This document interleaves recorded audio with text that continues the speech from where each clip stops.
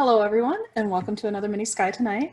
So again, as we're getting closer towards the autumnal equinox, where it's equinox means equinox, equal night, equal day. So roughly about 12 hours day, 12 hours night. So I wanted to show you some of the constellations and planets and things, as well as show you some interesting features that you can use on the program Stellarium to show you some unique things that are very difficult to see with your unaided eye, and or some things that require a lot of time and patience, and it's easier to demonstrate in a program rather than having to basically go outside, take a picture one day, take a picture another day, and so on and so on and so on. So let's dive into the nitty-gritty of showing you some of the planets and constellations and things you can see around about this time of year on the equinox. So roughly close to sunset, if you look towards the west, you'll see that like this very faint but bright star close to the horizon. That is actually the planet Mercury. So if you get out really early, just right after sunset, and look towards the western horizon, you could possibly even pull out a small telescope or a pair of binoculars, and you can check out the planet Mercury. It's very difficult to see because it's either really close to the sun or it's even behind or in front of the sun. So you have to either catch it in the early morning or the early evening sky. And in this particular case, it's in the early evening, just right after sunset. But one of the other features you can get to see is, of course, the beautiful crescent moon that is starting to rise. In fact, coming up on September 26th is International Observe the Moon Night, and we're going to host an event through the Scobie Education Center. So be sure to check out our Facebook page for updates and features on that particular event. We're going to have a guest speaker talk about some of the details of the moon, as well as give live presentations, provide some activities that you can do as a family, and so on.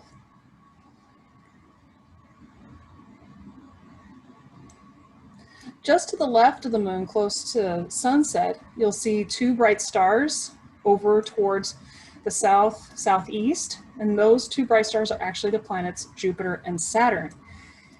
In fact, if you have a pair of binoculars or small telescope, zoom in on these two planets because they're really awesome to see up close and personal.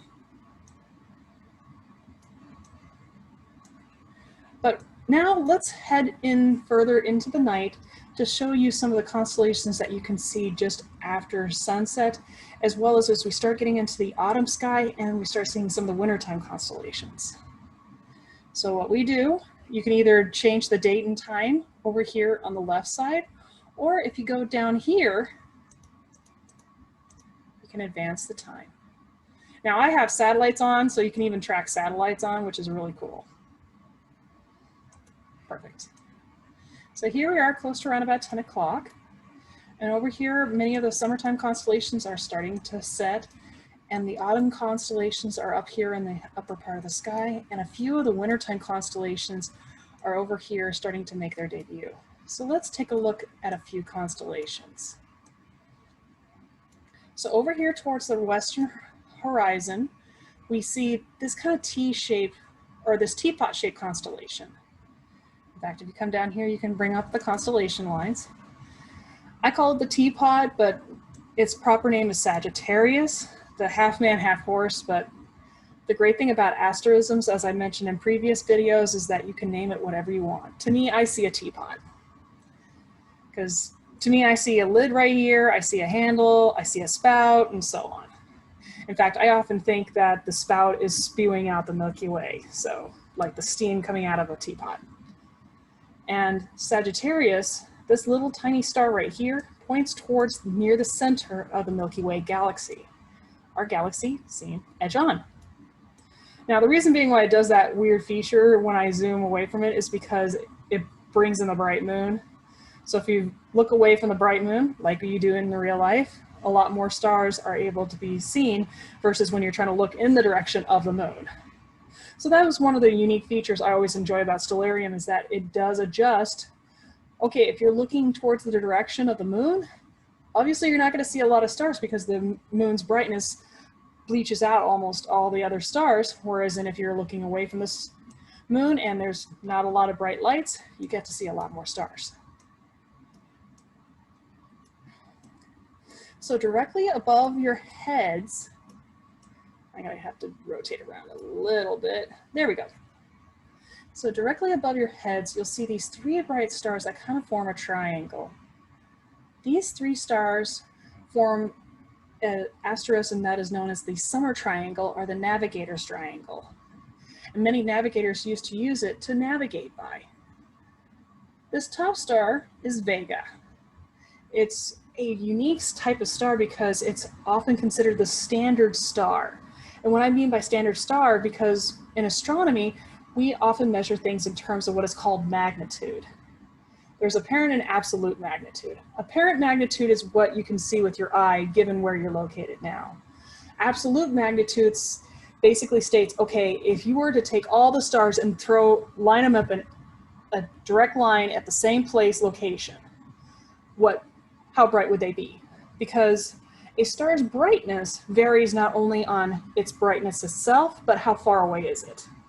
For example, Vega is an incredibly bright star, but since it's so far away, it looks very dim compared to the sun, which our sun is an average brightness star compared to Vega, which is a lot much brighter, and then yet because our sun is so close, it's incredibly bright.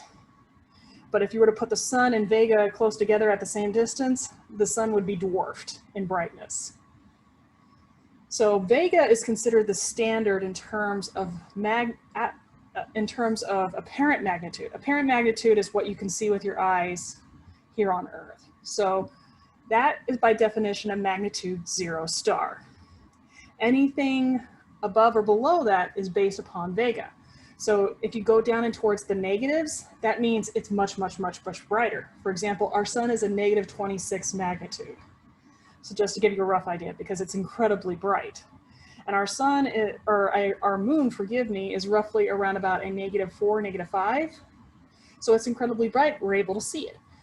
Whereas if you start going on the positive side of apparent magnitude, forgive me, once you start going on the positive side of apparent magnitude, that's when you start getting into things that are very difficult to see with the unaided eye. In fact, the limit for the eye is roughly around about an apparent magnitude 5, given on a clear moonless night. So it might be lower since we do have a moon, but in this particular case, Vega is the standard for 0. Anything higher than that, it's fainter. Anything negative than that, it's brighter. But nonetheless, Vega is in the constellation Lyra, the lyre, L-Y-R-E. It's a harp.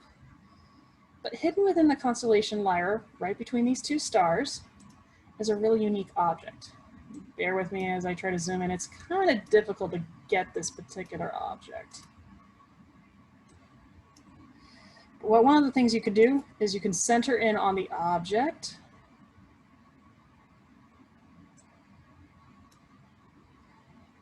Boom, there it is. Center in on the object and you can zoom in. And you zoom in using your scroll wheel. This is the Ring Nebula.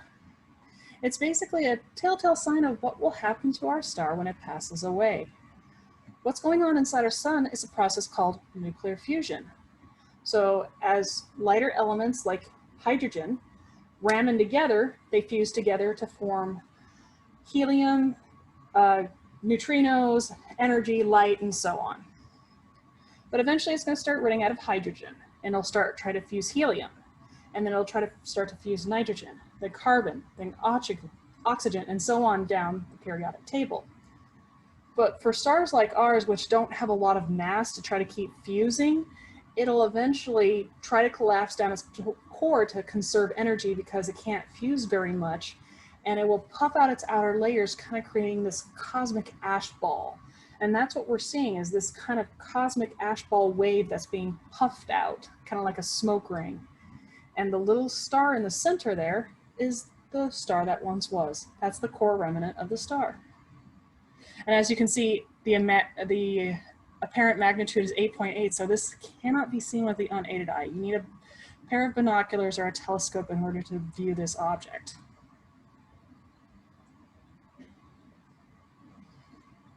So let's zoom out again. And we're going to right click just to get away from all that information there. So back to the summer triangle. So the bottom left star of the summer triangle is called Deneb, which is a part of the constellation Cygnus, the swan. I apologize for the rotation because since we're looking right at zenith, it's kind of hard to rotate it in such a way. So here we are looking at Cygnus, the swan, and I sometimes call it the Northern Cross, but you can call it what you will. The bottom right star of the summer triangle is called Altair, which is in the constellation Aquila, the eagle. I sometimes kind of can see an eagle out of it, kind of like the eagle on the back of a quarter. I've heard people sometimes call it the stingray, but call it what you will. Nonetheless, let's look down here at some of these weird constellations. They're kind of harder to see because they're kind of composed of a lot of fainter stars, but if you have a clear moonless night, so if you decide to stay up close to around about 11:30, you might be able to see some of these constellations. So over right here is the constellation Capricornus, the sea goat. Again, I don't see a sea goat out of it. I kind of can see a goat out of that. So like here's his horns and his head and his body and his tail. But again, call it what you will. And right next to him is the constellation Aquarius, the water bearer. I don't see a water bearer out of that. To me, it looks like a bunch of squiggly lines. But if you have, in fact, if you have a suggestion of what you think this constellation could be in terms of an amazing asterism, leave it down in the comments below. I would love to hear some suggestions because I have always had a difficult time figuring out what is that?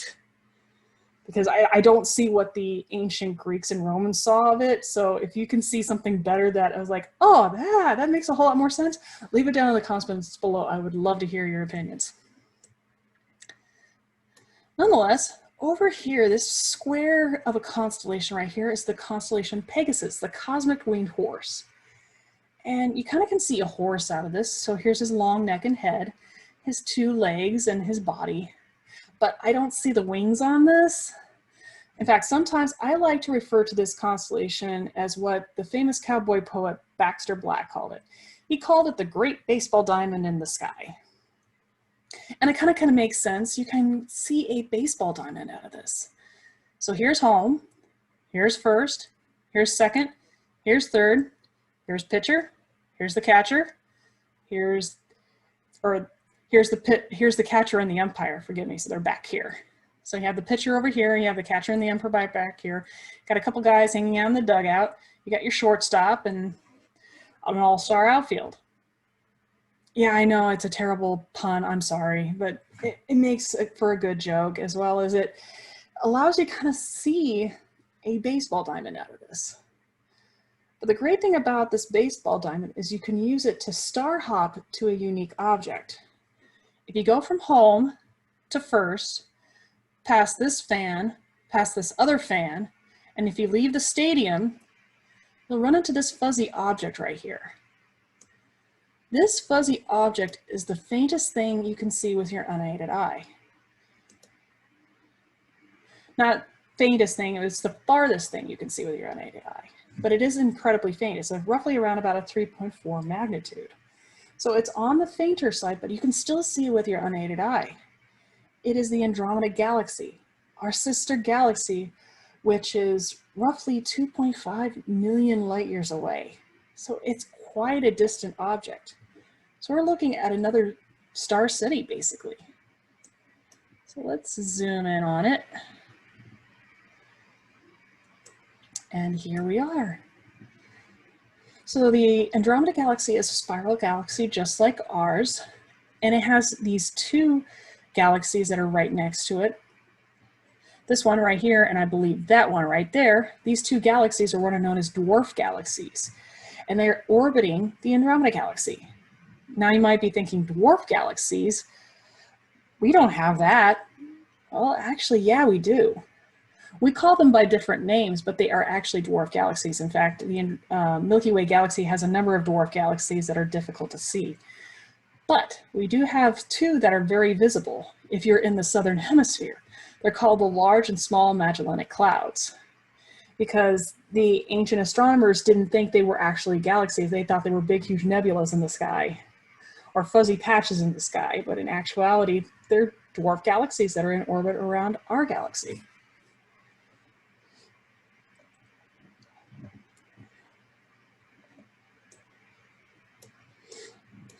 So since we're talking about the constellations, the Andromeda Galaxy gets its name from the constellation that it's in, Andromeda.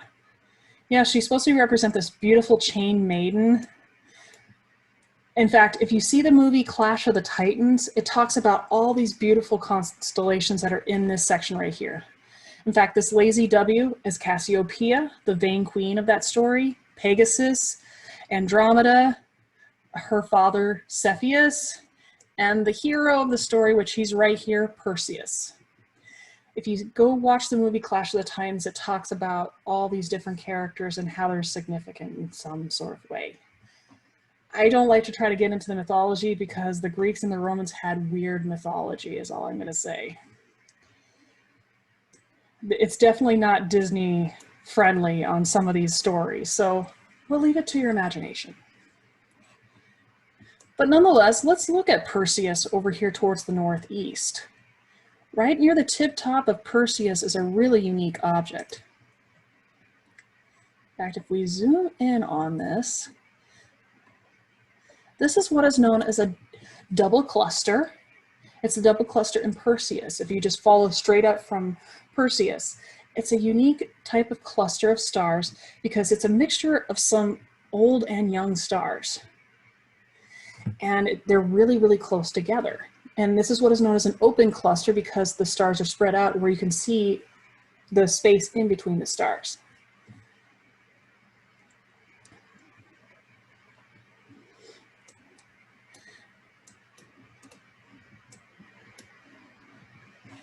And of course, over here, this bright orange star that's right in the middle of the constellation Pisces is the planet Mars. And of course, if you click on the planets in Stellarium and center in on them, you can zoom in to check out some unique features, including their moons. So if you want to zoom in on the moons to take a look at them, you're welcome to as well.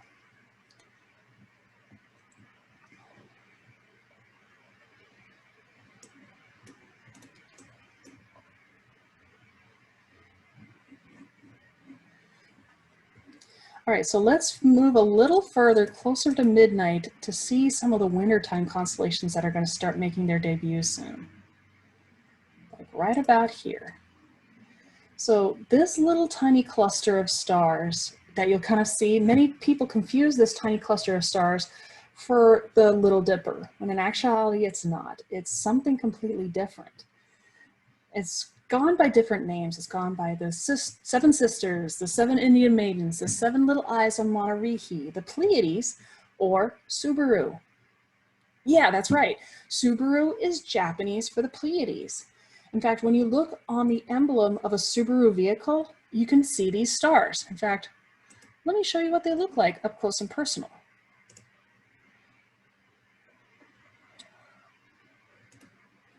Now, each of these stars have a unique name, but these individual stars you can definitely see. And it kind of does look like the emblem on a Subaru vehicle, or at least close to. This is an open cluster that's in the constellation Taurus, the bull, and that bluish white fuzz that you see around the stars is the nebula that once created the stars. It's kind of like the remaining bit of nebula. Our galaxy is a great recycler. It takes basically the leftover gas and dust of a dead star, mixes it with other more gases and dust inside the nebula, and the galaxy itself mixes it together to create more stars.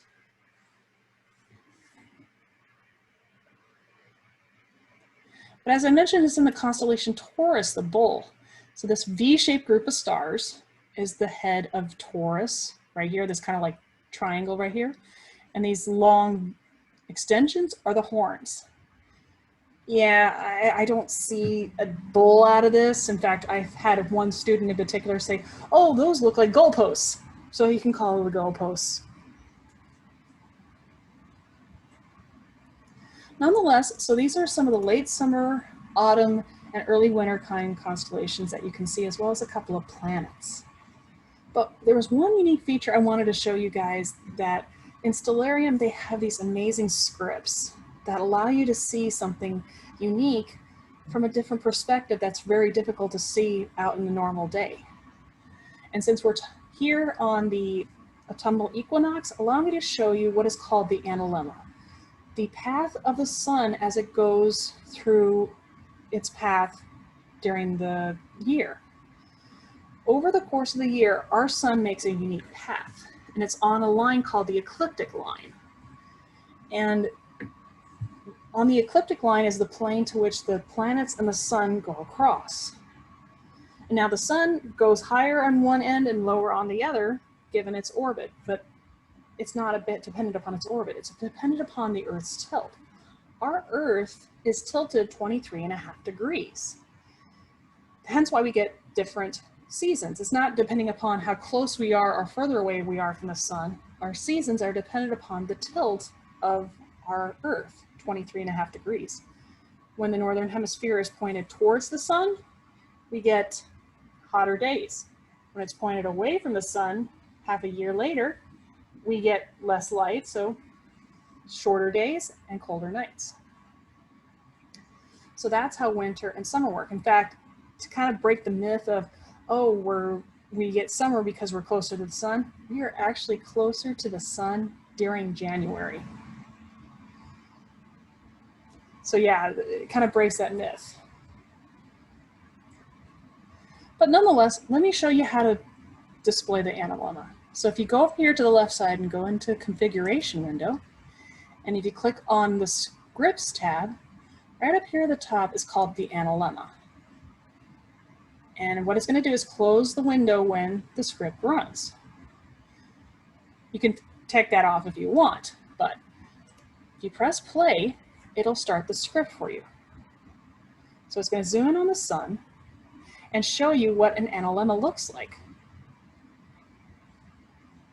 So the analemma is basically taking a picture of the sun at every single point of the year at the same spot. So going out like every day at noon and taking a picture of the sun. And this is the path that it makes over the course of the year. It kind of looks like a funky figure 8. So that funky figure 8 allows you to be able to see like when it's at its highest and when it's at its lowest. The point to where it crosses is your equinoxes. So we're now at the point to where it crosses.